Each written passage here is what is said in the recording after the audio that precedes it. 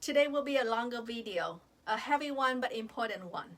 Every time a patient hands me their medical history form and says, "I don't know why you need this, it's just a cleaning," I think about how much I wish more people understand this. Your mouth is connected to everything, and today I am going to show you exactly what I mean. We are going through 6 common health conditions that directly affect what we can and cannot do in the dental chair. Some of these are going to surprise you. Some of them might even change how you think about your own health. Let's get into it. Let's start with blood pressure medications because this one affects millions of people and most of them have no idea how much it impacts their dental care. Blood pressure medications are some of the most commonly prescribed medications in the world, and they come with side effects that show up directly in your mouth. The first one is dry mouth. One of the most common side effects of blood pressure medication is reducing saliva production, and I want you to understand why that matters, because saliva is not just there for comfort. Saliva is your mouth's natural defense system. It neutralizes the acids that cause cavities. It washes away bacteria. It remineralizes your enamel. Without enough of it, your cavity risk goes up significantly, and even if you are brushing and flossing perfectly. The second thing we see is gingival hyperplasia. Certain blood pressure medications, particularly calcium channel blockers like amlodipine, can cause your gums to overgrow. They become enlarged, puffy, and much harder to keep clean, which means your home care routine needs to change, and how we clean your teeth in the office needs to change too. Sometimes the overgrowth is significant enough that it requires a referral to a specialist. The third concern is epinephrine interactions.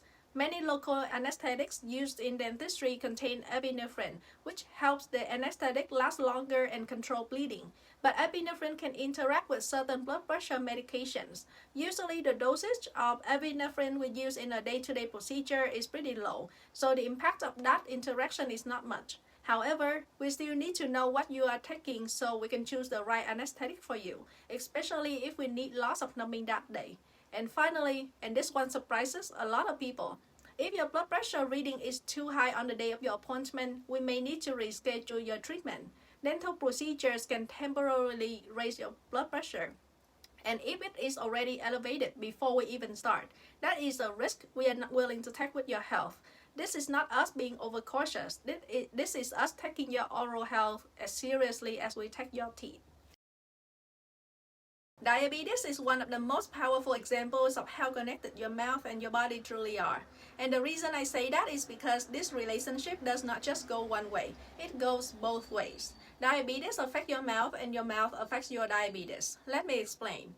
When your blood sugar is high, it creates the perfect environment for bacteria to grow, which means diabetic patients have a significantly higher risk of gum disease, oral infections, and slow healing after any dental procedure. The higher and less controlled the blood sugar, the greater the risk. But here's where it gets really important. Gum disease does not just sit quietly in your mouth. It causes chronic inflammation throughout your entire body, and that inflammation makes it harder to control your blood sugar levels. So now you have two conditions actively making each other worse at the same time. Uncontrolled diabetes worsens gum disease, and untreated gum disease makes diabetes harder to manage. It is a cycle that is very hard to break if you are not addressing both. Research has actually shown that treating gum disease can help improve blood sugar control in diabetic patients. That is how deeply connected these two conditions are. We also need to know how well controlled your diabetes is before we proceed with certain treatments. An uncontrolled diabetic patient heals very differently. Extraction, implants, any surgical procedure, the healing process is slower and the risk of post-op infection is significantly higher. In some cases, we will coordinate with your physician before moving forward. Dry mouth is also extremely common with diabetes patients and also a common side effect of many diabetes medications. When it comes to heart conditions, the connection to your oral health is one that we take incredibly seriously. And I want to start with something that stops almost every patient in their tracks when they hear it for the first time. The bacteria in your mouth can travel through your bloodstream and reach your heart. For most healthy people, that is not a significant concern.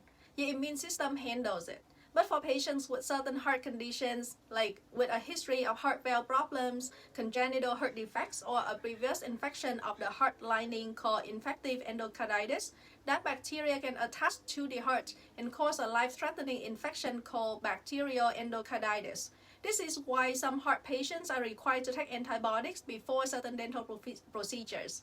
It is called antibiotic pre-med, and it is not something we take lightly or do routinely. It is specifically for patients whose cardiac history puts them at higher risk. If you have been told by your cardiologist that you need pre-med before dental work, please always let your dental team know every single visit. Now, beyond bacterial endocarditis, the research on gum disease and heart disease is something that I find incredibly compelling. Studies have shown that people with gum disease are significantly more likely to develop heart disease. The inflammation and bacteria from infected gum tissue can enter the bloodstream and contribute to the buildup of arterial plaque. The same process that is destroying your gum tissue may be contributing to cardiovascular disease at the same time. We also need to know if you have had a recent heart attack or cardiac procedure.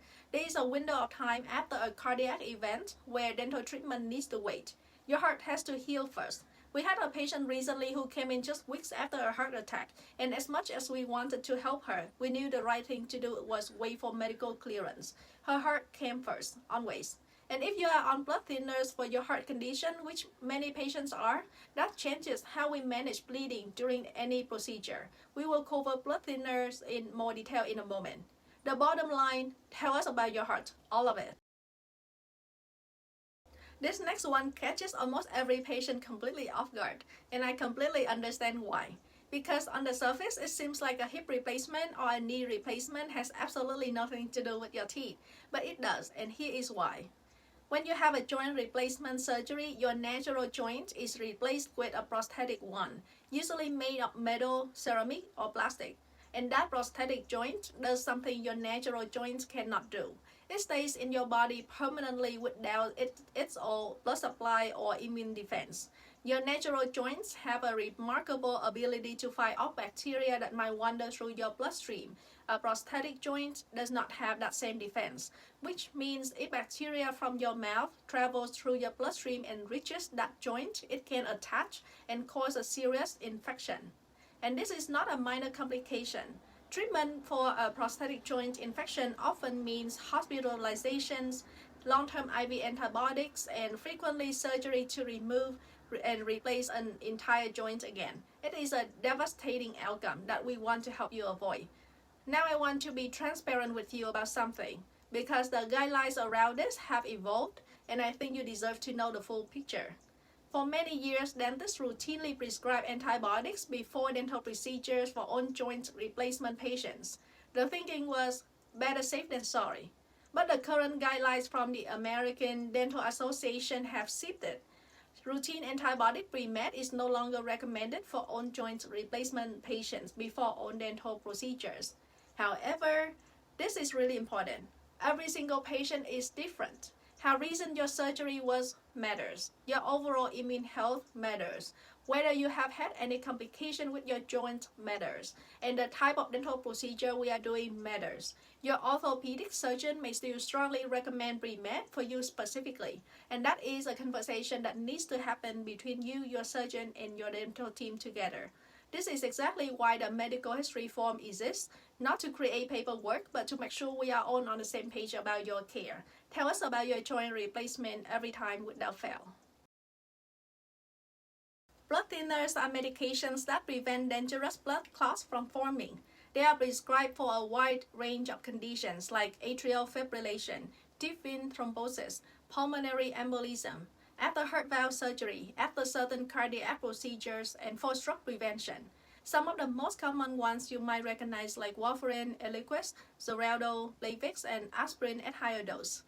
And they are incredibly important medications. They are literally keeping some patients alive, which is exactly why what I'm about to say next is so critical. Please do not stop taking your blood thinners before a dental appointment without talking to your prescribing physician first. I cannot stress this enough. We see patients do this on their own thinking they are being helpful, thinking they are making our job easier. But stopping blood thinners abruptly can put you at serious and immediate risk for a blood clot, a stroke, and a cardiac event. The risk of stopping your medication is almost always far greater than the risk of bleeding during a dental procedure. And here's the thing, we are trained to manage bleeding. We can plan your treatment around your medication. We can coordinate with your physician about whether a temporary dose adjustment is appropriate for certain procedures. And I want to emphasize that decision is made by your physician, not by us and not by you alone. What we cannot manage is a stroke that happens because you stop a medication without medical guidance. So here is what I want you to do. Tell us what you are taking. Bring the name of your medication, the dose, and the name of the physician who prescribed it. We will have the conversation we need to have. We will plan accordingly. And we will make sure your dental treatment is as safe as possible without compromising the medication that is protecting your life. Your blood thinners are there for a reason. Respect that reason and let us work around it together. Our last condition today covers a broad category, blood disorders. And I want to start with the most common one, anemia, because it shows up in the dental chair in ways that genuinely surprise people. Anemia means your body is not producing enough healthy red blood cells to carry oxygen efficiently throughout your body.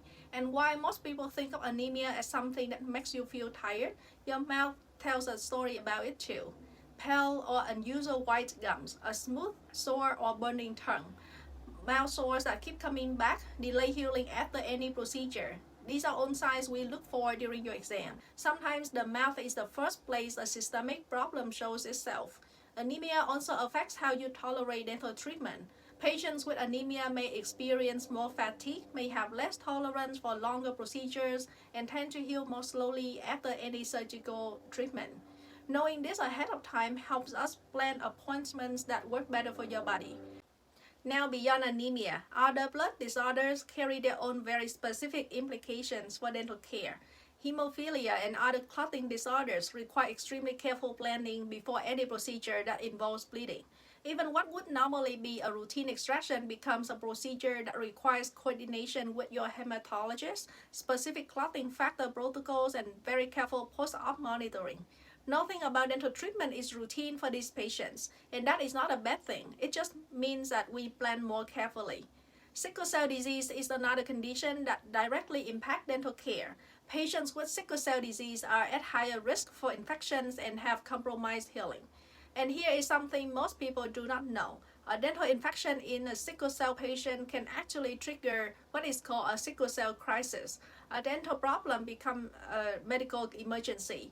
This is why we take oral infections in these patients so seriously and treat them so urgently. And finally, patients who are going through treatment for blood cancers like leukemia or lymphoma, chemotherapy and radiation compromise the entire immune system. A dental infection that would be minor and easily treated in a healthy patient can become life-threatening for someone in active cancer treatment. We work very closely with oncology teams for these patients, sometimes completing necessary dental treatment before cancer treatment even begins, to reduce the risk of complications during chemotherapy. Your blood tells the story of your health, and your mouth is one of the first places that story becomes visible. This is why we ask. So there you have it, 6 common health conditions and exactly how they change what we do in the dental chair. Blood pressure medications, diabetes, heart conditions, joint replacements, blood thinners, blood disorders, and this is not even the complete list. There are so many more connections between your overall health and your oral health that we could spend hours talking about, which is exactly why I will keep making videos like this one, because I truly believe that an informed patient is an empowered patient. And the more you understand about your own body, the better care you can advocate for yourself. So the next time someone hands you a medical history form at the dentist, fill it out completely. Update it every single time. Tell your dental team about every medication, every diagnosis, every surgery, even the ones that seem completely unrelated to your teeth, because nothing is unrelated. Your mouth is connected to everything. If you found this video helpful, please share it with someone who needs to hear it. Subscribe for more videos just like this one, and drop a comment below. Is there a health condition you want me to cover next?